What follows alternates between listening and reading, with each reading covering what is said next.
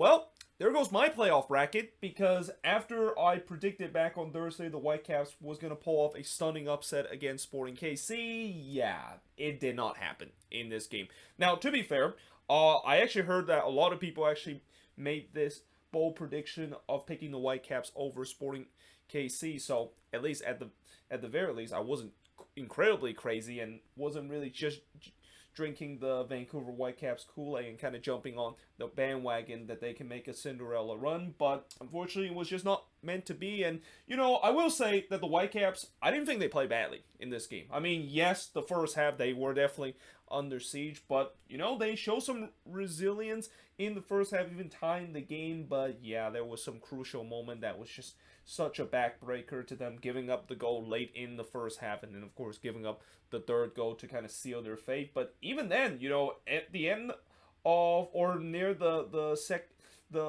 latter part of the second half, they were still showing that resiliency and still show that belief that they can come back into this game. Which this just shows that this Whitecaps team, they will fight until the very end. And this is why I think it's a no-brainer that Vinny Sartini has to be the head coach of this team in the offseason. But early on, well, first of all, John Russell, of course, was back in the starting 11 for Sporting KC, while Polito was actually back in the 18 but started on the bench. So there was a lot of question coming into this game for Sporting KC. How healthy is their front three is going to be? And it turns out the front three was pretty healthy with the way that Russell was back into this game, and Polito, of course, was ready to be off the bench. And the funny thing is that, we talk about that as a big problem for Sporting KC, but it turns out, the goal scorer for them, I mean, yes, one of their other striker, Kyrie Shelton, got on the score sheet, but the second goal scored, which is Ishmael Marine, I mean, he's a guy that is kind of like an unlikely source. And then who would have thought that Graham Zusi still had some of that playoff magic left in this one too. So in some way, those players that they were feared to be missing, they weren't really that much of a factor. And in some way, I didn't think Johnny Russell had a good game in this one. And I guess maybe this is just a sense that maybe he's not 100% fit, and he's just not.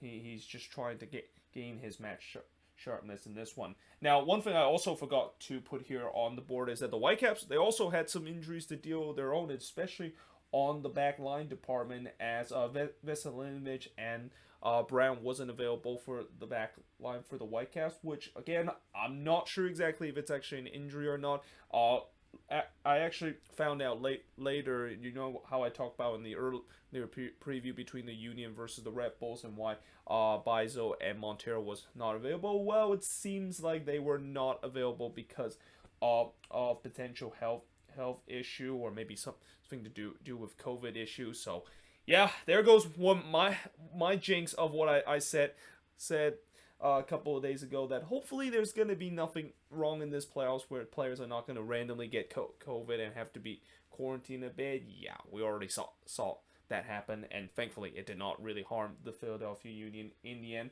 But for the Whitecaps, those are two big losses, because those are two of the best defender in this game for the Whitecaps. And instead, Sartini actually gone with a three-man backline with Youngworth, Gardino, and also with Rose. And you can definitely sense that back line, not only they haven't played with each other a lot, but they look really shaky in this game against Sporting KC.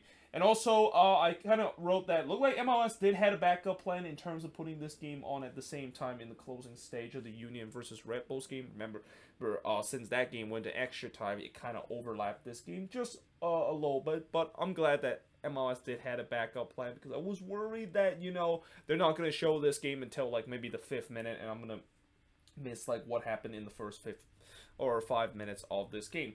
But early on in this game, Sporting KC was definitely on the front foot, which is not a big surprise. Kina missed just wide from close range before Showery puts it into Rosette from long range.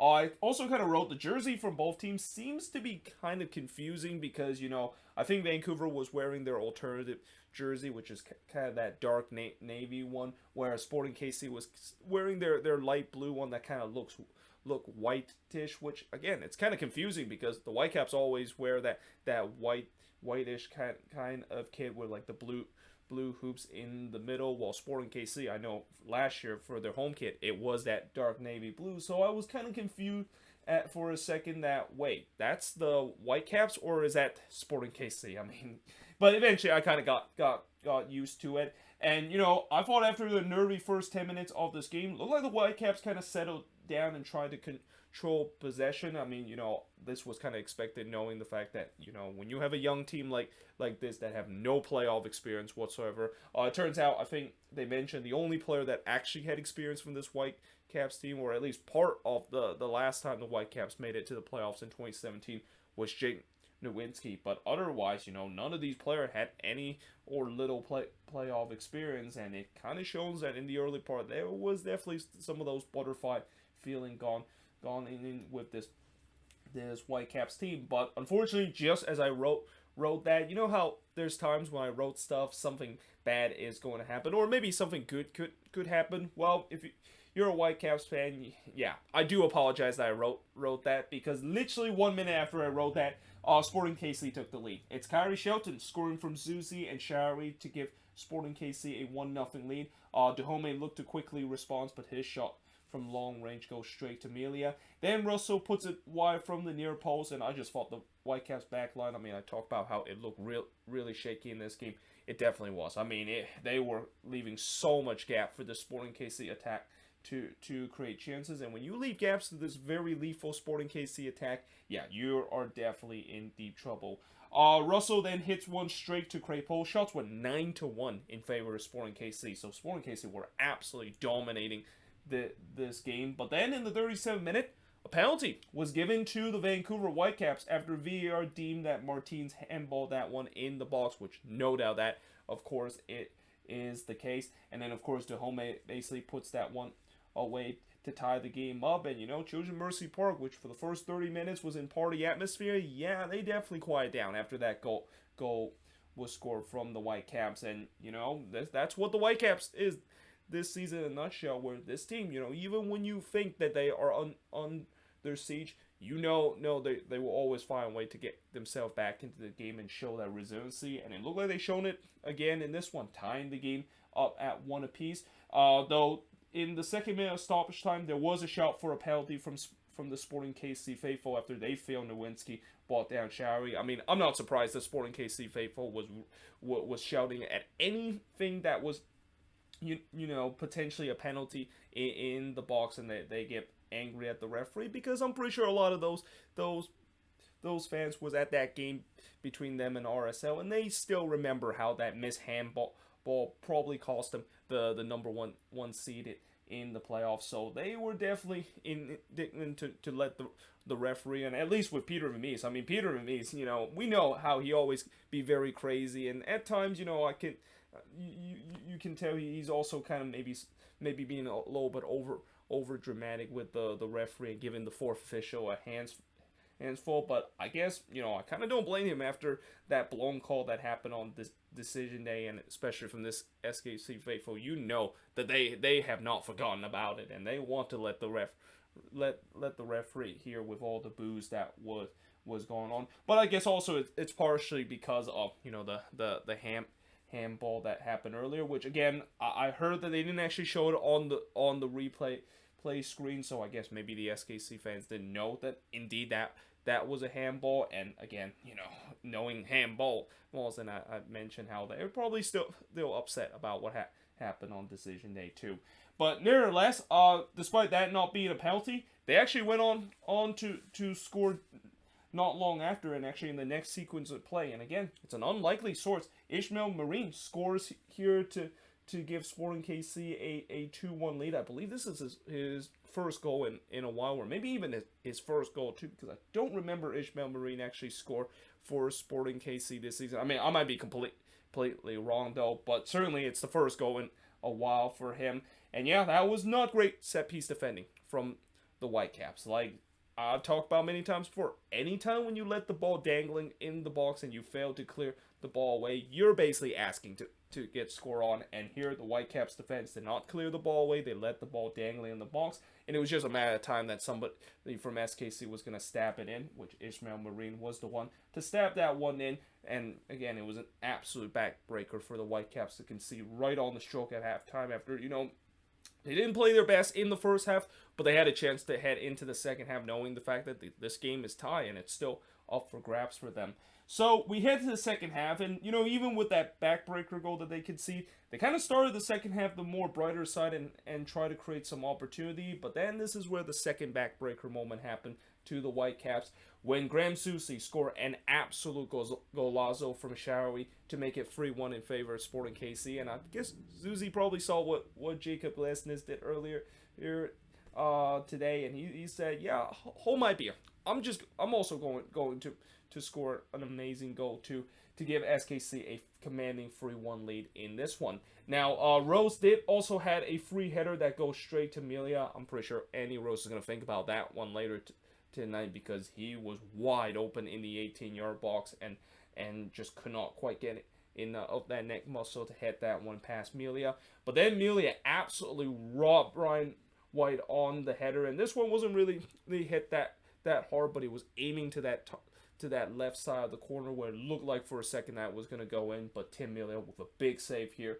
to deny the Whitecaps to get themselves back into the game. But there was no doubt that Vancouver was not showing quit, and I'm not surprised because this is a team that doesn't show quits, and they're going to push until the final whistle. And I also kind of wrote Sporting KC looked like they put their foot off the gas, and this is kind of where I got a little bit concerned of the fact that, yes, I know SKC is 3-1 up, but you do not want to let this Whitecaps team back in game. Like, if this game was at 3-2, I would not be surprised that Sporting KC would blow this game or the Whitecaps getting that third goal, because this is a team that is built on confidence. Though in the 84th minute, Shelton looked like he was going to put this game away after he went through on goal, but unfortunately he missed that one wide. And then the Whitecaps thought that they did get one back in the 85th minute when Cavallini basically put that ball into the back of the net. The problem is, on the development of the play, there was an offside call, and I think it's either Brian White or Ryan Gall, the one that delivered that ball to Cavallini. But either way, the Whitecaps on the development play, the Whitecaps player was caught in an offside position, and that goal, of course, did not count. And at the end of the game, there was definitely some tempers flared late by both teams. I mean, we usually see that happen in the playoffs where, when a team gets frustrated, and I'm pretty sure the Whitecaps are very frustrated with the chances that they create, and they only have one to show for, they started to kind of get into Sporting KC's head. And, for Sporting KC, this is where they got to be a little bit careful during that sequence where, you know that you're moving on to the next round, but the last thing you need is to have a player picked up a red card and be suspended in the next game. Thankfully, that did not happen, but yeah, in the end, it ended 3-1 in favor of Sporting KC, and the shots in this one, 12 shots compared to 6 that Vancouver has, 5 shots on goal compared to 4 that Vancouver has, 2 shots off target compared to 4 that Sporting KC had, 3 shots that was blocked compared to none that Vancouver has. And I actually had to double check to see whether this is actually an error, but it's not. Vancouver actually dominated the possession over Sporting KC, which coming into this game, I thought that would be the opposite. Usually Sporting KC is a team that it loves to dominate possession, but in this game, they didn't do so, and Vancouver is a team that is one of the team that doesn't really dominate possession and tends to like to play on the counter attack, and I guess in some way it kind of worked in favor of Sporting KC with the way that they didn't play the style that they'd like to do, but they still went on to get all 3 points, whereas for Vancouver, they just, they didn't play the style that they wanted either, but they weren't able to make the adjustment. But overall, I think really the downfall for this game for the Whitecaps is the back line kind of look a little bit suspect with the way that you have inexperienced defender